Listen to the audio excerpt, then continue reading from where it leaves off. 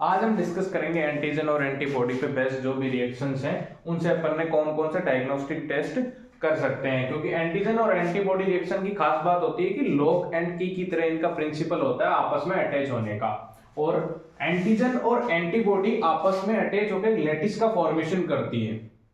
जो lattice formation इन दो reactions के अंदर होता है, प्रेसिपिटेशन और एग्लूटिनेशन के अंदर।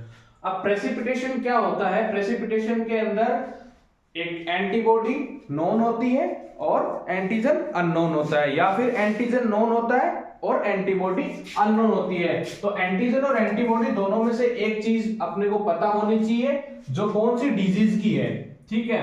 तो इसमें इसको 5 टाइप के टेस्ट करते हैं प्रेसिपिटेशन क्लास के अंदर। तो 5 टाइप के टेस्ट कौन से? Ring test, slide test, tube test और इम्यूनोडिफ्यूजन टेस्ट। रिंग टेस्ट के अंदर अपन क्या करते हैं? रिंग टेस्ट के अंदर सिंपल सी एक अपन टेस्ट ट्यूब लेते हैं, ठीक है। उसके अंदर या तो नॉन एंटीजन या फिर नॉन एंटीबॉडी ये इसके अंदर फिल कर देते हैं। फिर अपन सैंपल लेते हैं जो अपने लिए अननोन है कि उसके अंदर जो डिजीज का अपन डायग्नोसिस कर रहे हैं। मान लो अपन कर रहे हैं एंथ्रेक्स का डायग्नोसिस, ठीक है। एंथ्रेक्स का डायग्नोसिस कर रहे हैं तो अपने पास एंटीबॉडी होगी, वो कमर्शियली अवेलेबल एंटीबॉडी होगी एंथ्रेक्स के एंटीजन के लिए, वो अपन ने टेस्ट ट्यूब के अंदर ले ली। और अपन ने सैंपल के अंदर एंटीजन को ढूंढने के लिए सैंपल को इसके अंदर फिल किया है। अब एंटीजन इसके अंदर अगर प्रेजेंट होगा तो वो एंथ्रेक्स की जो एंटीबॉडी अपन ने नॉन ली है उसके साथ रिएक्शन करके लैटिस फॉर्मेशन करेगा, ठीक है। तो ये होता है basically ring test. Slide test के अंदर जो ये प्रिंसिपल और ये प्रोसीजर है ये होगा स्लाइड के ऊपर। और ट्यूब के अंदर एक स्पेशलाइज्ड ट्यूब होती है, उनके अंदर होता है, तो इनके एग्जांपल है। रिंग टेस्ट के अंदर अपन एस्कोली टेस्ट करते हैं जो कि एंथ्रेक्स के लिए, स्लाइड टेस्ट के अंदर वीडीआरएल और ट्यूब टेस्ट के अंदर कहांस टेस्ट करते हैं जो दोनों है सिफिलिस के लिए। अब आपके पास आ सकता है ऑप्शन के अंदर कि स्लाइड प्रेसिपिटेशन और ट्यूब प्रेसिपिटेशन किस कौन से डिजीज के लिए किया जाता है, तो both of these for syphilis. फिर होता है इम्यूनोडिफ्यूजन। इसका प्रिंसिपल भी सेम है, लेकिन इसके अंदर जो एंटीजन या एंटीबॉडी होती है वो एक जेल फॉर्म के अंदर रहती है और आपस में रिएक्ट करके एक आर्क फॉर्म बनाती है इस तरीके से। और यही चीज अपन ने इलेक्ट्रोड लगा के टाइम कम कंज्यूम हो उस कंडीशन में कराएं तो इसको बोलते हैं इलेक्ट्रो इम्यूनो डिफ्यूजन। फिर आते हैं अपन एग्लूटिनेशन पे। अब एग्लूटिनेशन और प्रेसिपिटेशन दोनों के अंदर लैटिस फॉर्मेशन हो रहा है, एंटीजन एंटीबॉडी रिएक्शन हो रही है, लेकिन डिफरेंस क्या है? प्रेसिपिटेशन और एग्लूटिनेशन दोनों में डिफरेंस ये है कि प्रेसिपिटेशन के अंदर अपन एंटीजन सोल्यूबल लेते हैं और एग्लूटिनेशन के अंदर अपने पास एंटीजन होता है वो पार्टिकुलेट फॉर्म के अंदर होता है। अब एग्लूटिनेशन के अंदर फिर से 5 टाइप के टेस्ट होते हैं, स्लाइड ट्यूब, कुम्स, पैसिव एग्लूटिनेशन और रिवर्स पैसिव एग्लूटिनेशन। इनके एग्जांपल देख लीजिए एक बार, क्योंकि एग्जांपल इंपॉर्टेंट है प्रोसीजर से ज्यादा। स्लाइड के अंदर अपन के लिए ब्लड ग्रुपिंग जो सबको पता है, ठीक है। एक स्लाइड लेते हैं अपन ने, 3 ड्रॉप ब्लड की लेते हैं उसके ऊपर अलग अलग जगह, फिर अपन उसके अंदर एंटीबॉडी मिक्स करके वहां पे देखते हैं कि एग्लूटिनेशन का फॉर्मेशन हुआ है कि नहीं हुआ। इन दोनों रिएक्शंस के अंदर एक क्लम्प बनता है जब एंटीजन और एंटीबॉडी आपस में रिएक्ट करती हैं। फिर ट्यूब टेस्ट के अंदर विडाल ब्रूसेलोसिस के लिए टेस्ट होता है व्हील फ्लिक्स टेस्ट। ये टेस्ट इसके अंदर ट्यूब टाइप का जो एग्लूटिनेशन है उसके एग्जांपल है। कुम्स का एग्जांपल है इरिथ्रोब्लास्टोसिस फेटालिस, जिसके बारे में आप सब लोग जानते हैं, जो RH एंटीजन की वजह से होता है, ठीक है।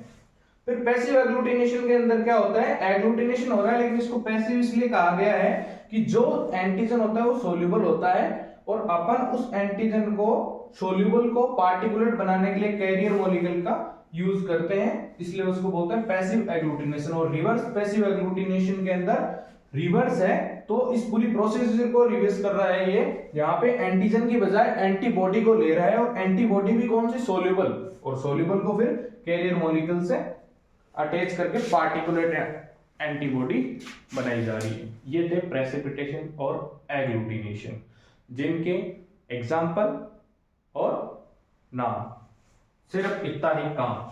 ठीक है, फिर आते हैं कॉम्प्लीमेंट और एलाइजा।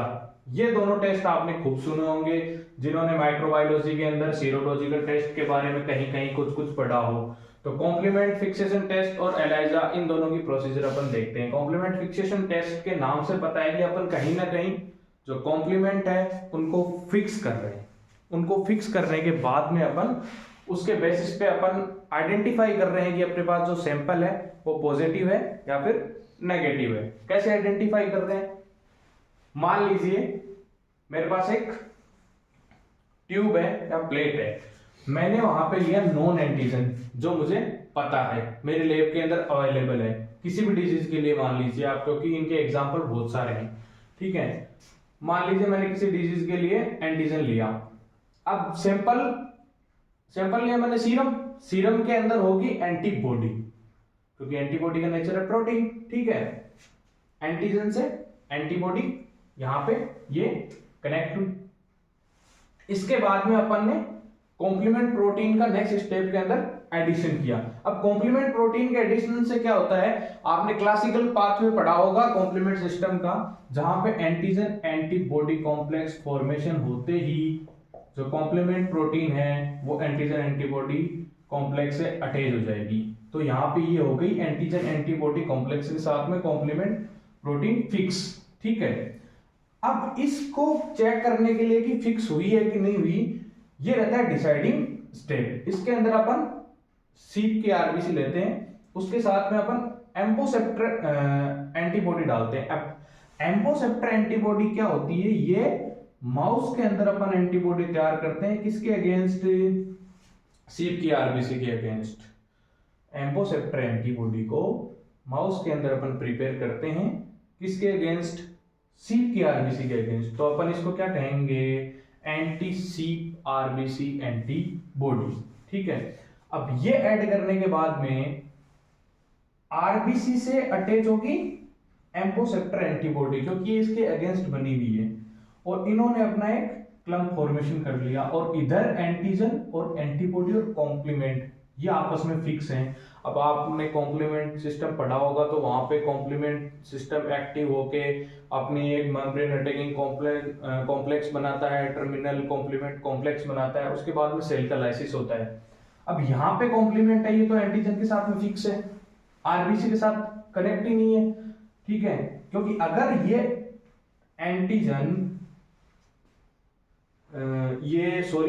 ये पॉजिटिव के अंदर जो अपनी आरबीसी है उसके साथ में एम्पोसेप्टर एंटीबॉडी जुड़ी है, सिर्फ कॉम्प्लीमेंट किसके साथ जुड़ा है, जो सैंपल के अंदर एंटीबॉडी है उसके साथ में। तो यहाँ पे जो आरबीसी है उसके साथ में एम्पोसेप्टर एंटीबॉडी जुड़ी है, इसके साथ में कॉम्प्लीमेंट नहीं जुड़ा है, और आरबीसी का यहाँ पे लाइसिस नहीं होता, तो यहाँ पे हिमोलाइसिस नहीं होगा पॉजिटिव सैंपल के अंदर। नेगेटिव सैंपल के अंदर क्या होता है कि अपन जो सैंपल लेते हैं उसके अंदर एंटीबॉडी प्रेजेंट नहीं है। अब एंटीबॉडी प्रेजेंट नहीं है तो जो अपने पास नॉन एंटीजन है उसके साथ में एंटीजन एंटीबॉडी रिएक्शन नहीं होगी।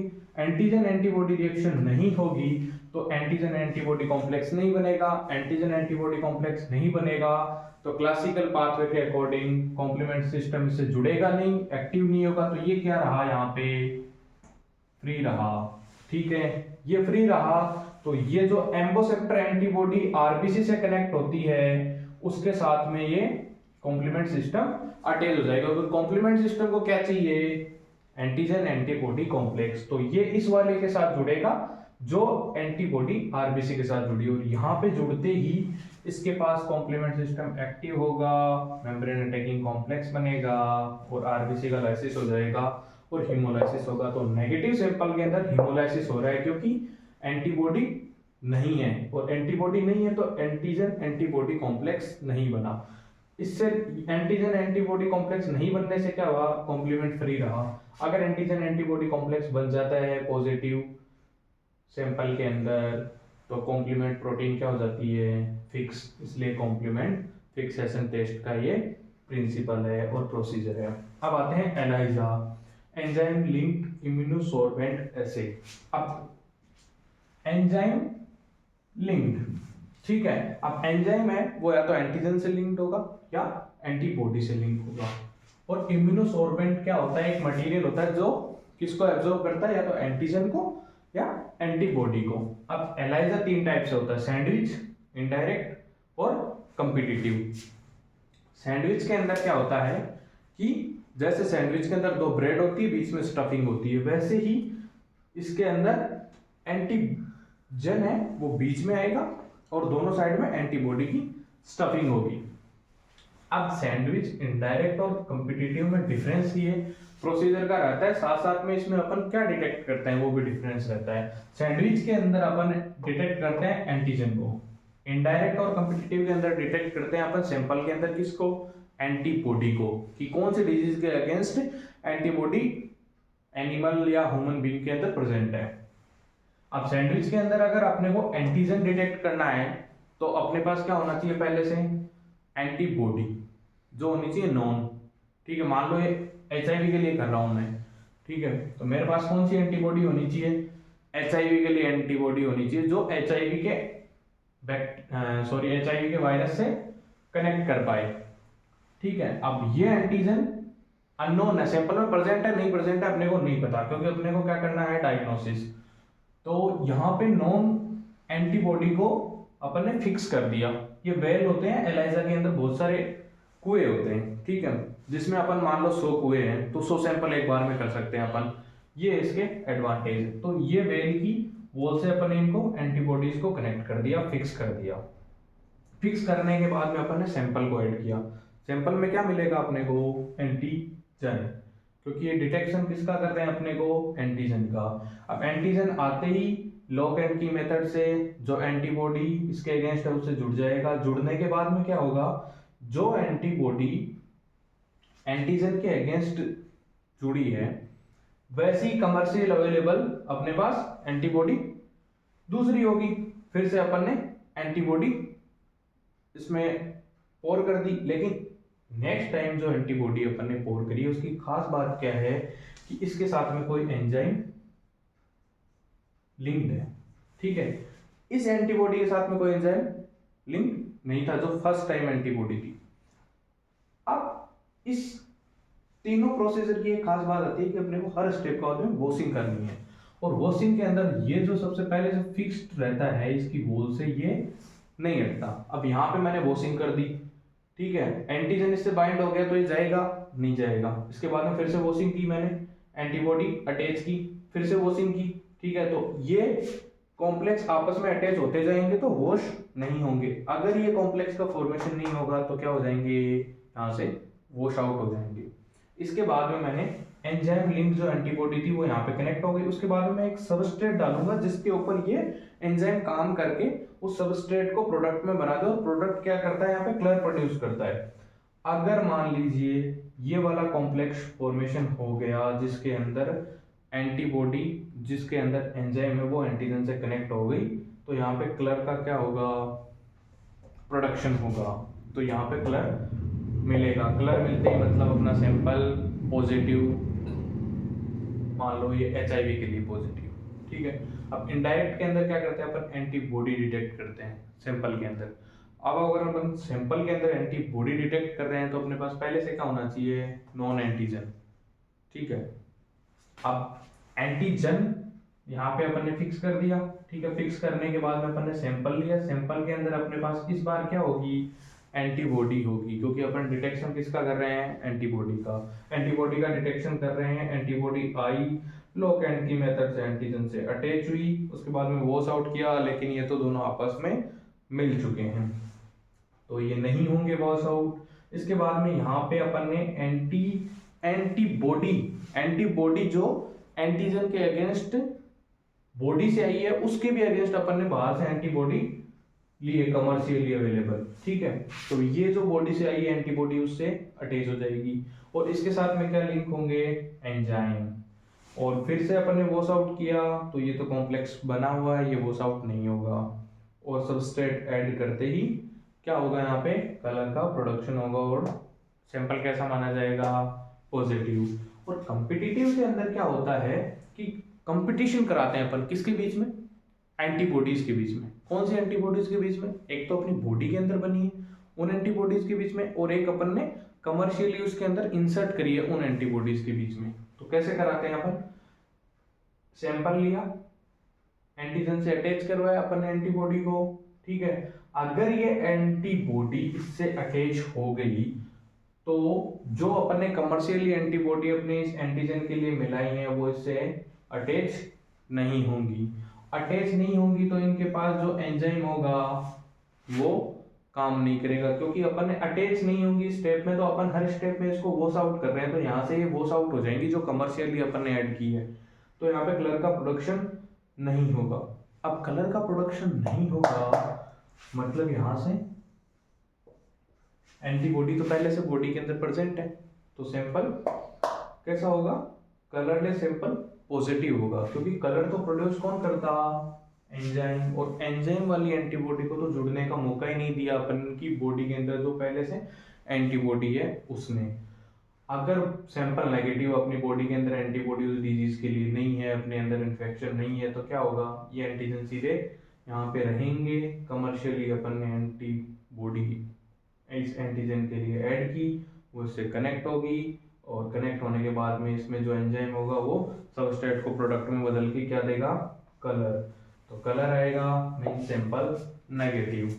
ये थे सारे antigen antibody reaction based serological test. धन्यवाद।